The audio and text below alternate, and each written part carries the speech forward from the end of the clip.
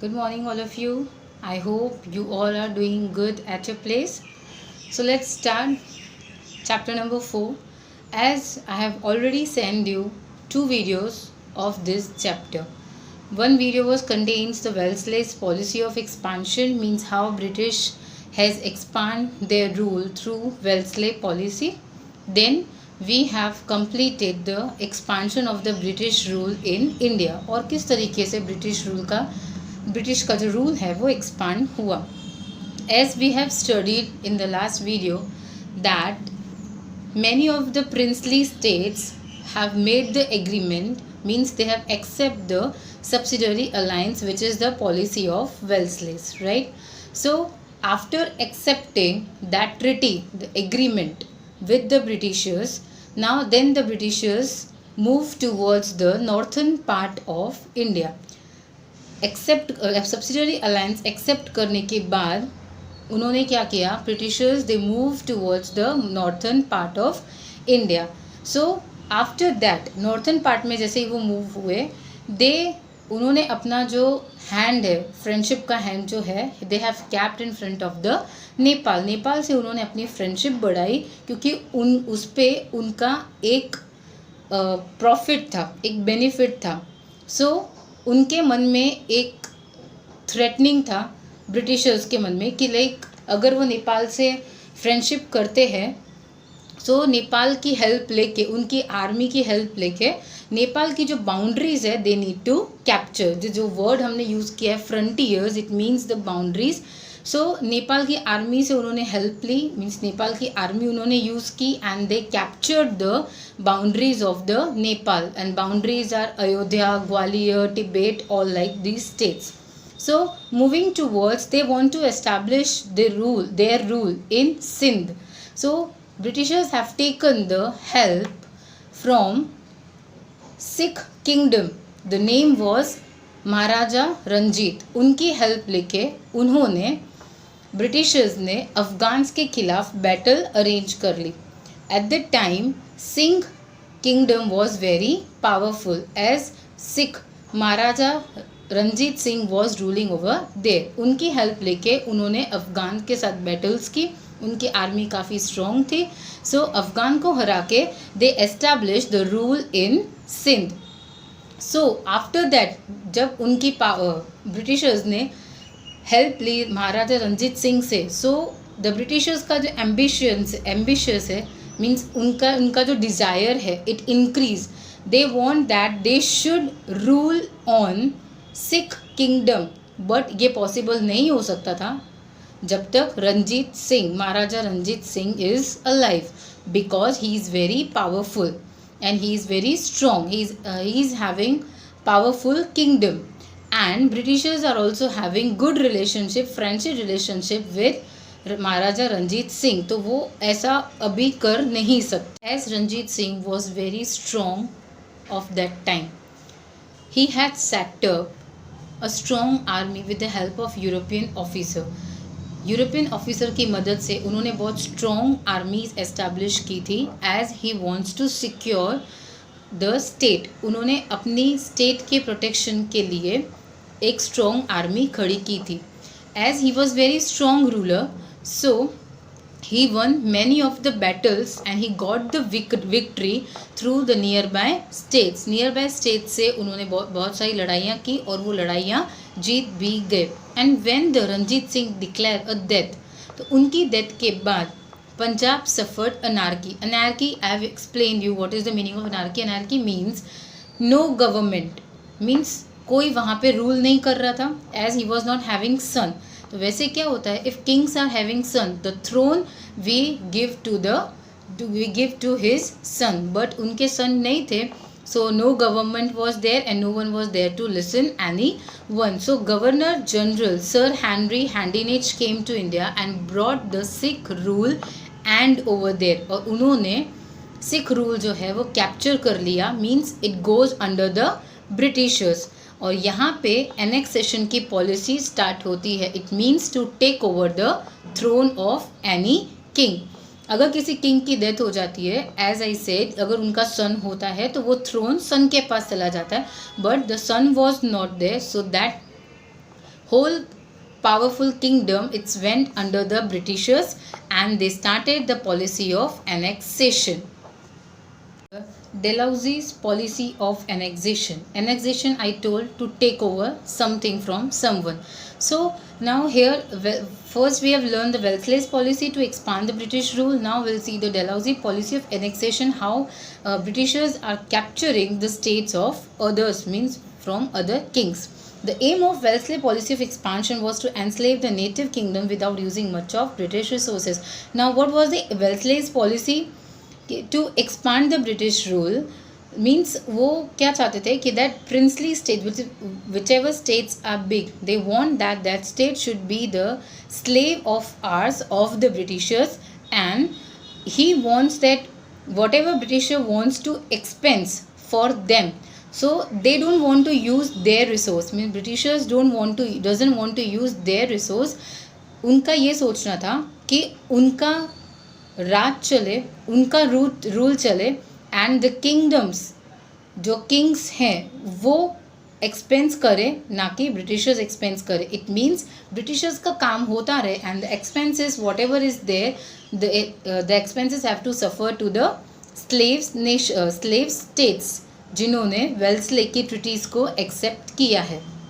The states that accepted the subsidiary alliance considered the British as their friends. Now what the kings accepted, अब kings क्या सोचते हैं, the subsidiary alliance, those who have accepted, they are the friend of the Britishers. वो लोग ऐसा सोच रहे, जैसे बिगनिंग में मैंने आपको बताया था कि जिन्होंने भी subsidiary alliance accept की थी, they thought that we are the friends of the Britishers, but it was not like that.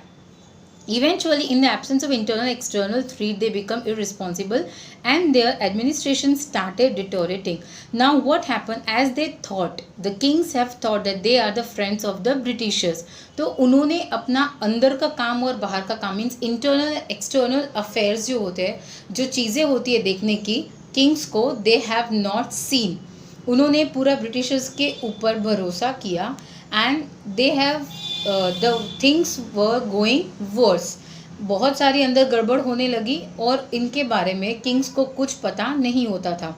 So after that the outcome of the conspiracy of the British was anarchy in many princely states. Now the outcome of conspiracy, जैसे Britishers they were having the desire that उनका कुछ secret plan था, क्योंकि उन्हें कुछ illegal करना था, right. उनकी फ्रेंडशिप थी किंग्स के साथ, as they have accepted the subsidiary alliance. तो किंग ने ये सोचा कि ब्रिटिशर्स आर द फ्रेंड्स, तो उन्होंने कुछ ध्यान नहीं दिया कि what is going on in the trade, business में क्या हो रहा है, इंटरनली क्या हो रहा है, एक्सटर्नल क्या हो रहा है. So they have not seen. So after that the things were go worst, और जो ब्रिटिशर्स का प्लान था, that secret plan, it got successful. So the British got an excuse to start interfering into internal affairs of these states on the pretext of putting an end to the anarchy. अब जैसे Britishers उन्हें देखा कि अंदर बहुत सारी गड़बड़ें हो रही है, कुछ चीज़ों के बारे में पता नहीं चल रहा है किस तरीके से ट्रेड हो रहा है कि नहीं, तो ये एक्सक्यूज़ देके Britishers they interfere in their matter. So they annexed many states under the same excuses. So they annexed means they took over. The Britishers को एक मौका मिल गया, they got the opportunity to interfere in their internal matters and they got the excuse to annex the states. Means उनको एक excuse मिल गया कि उनके जो states है, जो king के states है जहाँ वो रूल कर रहे थे, उसको capture कर सके, उनको annexed कर सके. So they annexed many states under the same excuse. Thereafter Burma, which we called Myanmar, and region of Punjab were also annexed. So Myanmar and Punjab also annexed by the Britishers, as they have not take care of their things. If king died without a son, जैसे कि मैंने आपको पहले भी बताया, if king is not having his son, और उनके बिना ही उनकी डेथ हो जाती है, तो Britishers are capturing the whole kingdom. They annex the whole kingdom. So in this way, Satara, Jhansi, Nagpur, etc. became the victims of policy of annexation, as the kings were not having the son. So these states were captured by the Britishers. Dalhousie's aim at helping the British traders to make huge profit from the trade of tea, coffee and cotton by capturing that areas to produce on a large scale. Now what was the Dalhousie's aim? उनका aim ये था कि Britishers का जो profit है it should be in a huge amount, huge profit होना चाहिए from the trade of tea, coffee and the cotton.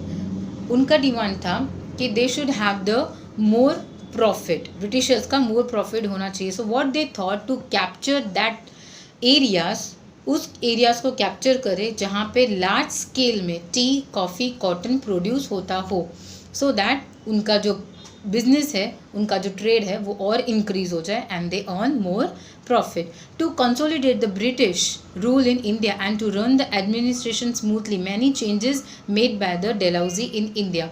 Means अगर ब्रिटिशर्स को स्मूथली काम करना है, उनको अपना काम स्मूथली करवाना है इंडिया में, तो उस वजह से डेलहाउजी जो है उन्होंने काफ़ी सारे चेंजेस लाए थे इंडिया में. So what was the changes? And the changes were the first railway line was started between Mumbai and Thane in 1853 during his tenure. Tenure means उनके टाइम पे first railway line was started between Mumbai and Thane. And then modern postal system started in India. Wireless system started between India and England too during this tenure. So he passed a law. उन्होंने एक law पास करवाया जो कि ये था कि child की जो मैरिज हो जाती थी, छोटेपन में जो बच्चों की मैरिज हो जाती थी, उसको स्टॉप करवा दिया एंड विडोज़ को अलाउ किया कि उनके फिर से रीमैरिज हो सके. He advocated widows to do the remarriage. So during his tenure, English spread in India also established. India का इंग्लिश लैंग्वेज का जो स्प्रेडिंग था, मीन्स इंग्लिश बोलना सीखे, वो भी एक तरीके से स्प्रेड हो चुका था. And the first 3 universities in India were also established in Mumbai, Chennai and Kolkata during his tenure 1857 CE. So these were the reforms which was done by the Dalhousie in India. Firstly, Indians were not accepted these things. उनको बहुत problem सफ़र करने को हो रही थी. Means उनके लिए एक प्रॉब्लमेटिक था to accept all these reforms. But gradually when the time passed it was very beneficial for the Indians, क्योंकि इंडियंस को ही कहीं ना कहीं सीखने के लिए मिल रहा था. एंड दीज आर द जो चेंजेस थे, it was the beneficial for the Indians as well. So they came to know gradually as the time passed. You all have understand the Dalhousie's policy of annexation, कि कैसे उन्होंने annex किया different states को, जिसकी वजह से उनके बहुत सारे प्रॉफिट हो सके और उनका रूल जो है वो स्मूथली एक्सपांड हो सके और वो अच्छे से रूल कर सके इंडिया में. सो आपको ये वीडियो समझ में आया होगा. So just go through all 3 videos. ना only last paragraph is remaining dissatisfaction of people. That paragraph will complete in the live session, कि कैसे लोगों को डिससेटिस्फेक्शन हुआ. So till that time, take care and go through all the videos. Study well at home. Thank you and have a nice day.